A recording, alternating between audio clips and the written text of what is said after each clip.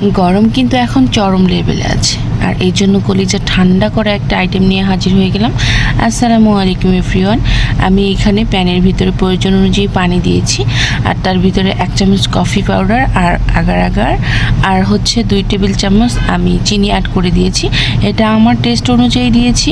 এখন খুব ভালো করে মিক্স করে নিতে হবে, এটা খুব দ্রুত করতে হবে। আর এই অবস্থায় কিন্তু চুলাটা অফ ছিল।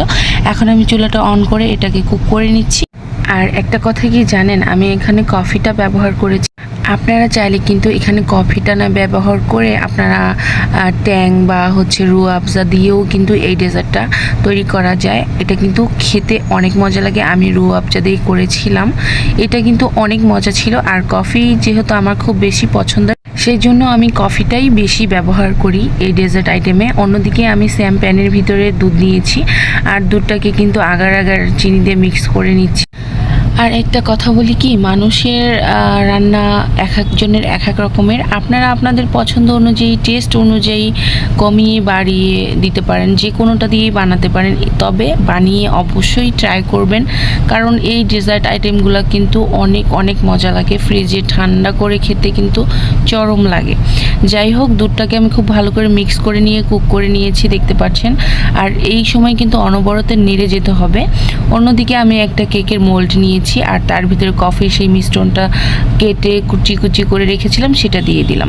এখন তার উপরে দিয়ে দিলাম দুধের মিশ্রণটা। আপনারা দেখতে পাচ্ছেন দুধটাকে কিন্তু আমি খুব ভালো করে জ্বালিয়ে ঘন করে নিয়েছি। এখন চামচ দিয়ে একটু মিক্স করে দিচ্ছি। আর এটাকে 2 ঘন্টার জন্য আমি রেস্টে রেখে দিয়েছিলাম। এখন এই যে 2 ঘন্টা পরে আপনাদেরকে মোল্ড আউট করে দেখাবো ইনশাল্লাহ।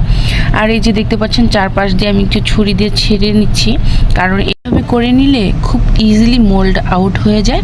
এখন আমি এই যে একটা ট্রে নিয়ে নিয়েছি, আর তার উপরে কিন্তু মোল্ড আউট করে নিচ্ছি, খুব ইজিলি হয়ে যাবে। আর দেখুন কতটা সুন্দর হয়েছে, মাশাল্লাহ মাশাল্লাহ। আর দেখলেই মনে হচ্ছে যে এখনই খেয়ে ফেলি।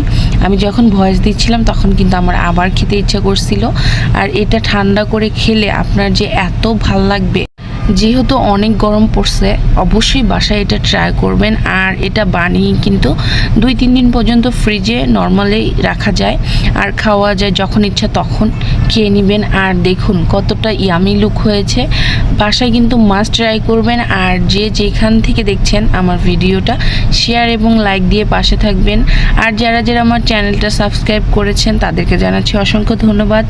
আর যারা করেননি ইনশাল্লাহ করে নেবেন। আমার পেজটাকে ফলো দিবেন। যদি পেজ বা ইউটিউব বা টিকটক থেকে দেখেন, অবশ্যই ফলো, লাইক, শেয়ার দিয়ে পাশে থাকবেন। আজকের রেসিপিটা কেমন লেগেছে জানাতে একদম ভুলবেন না। আবারও হাজির হয়ে যাব নতুন কোনো ভিডিও।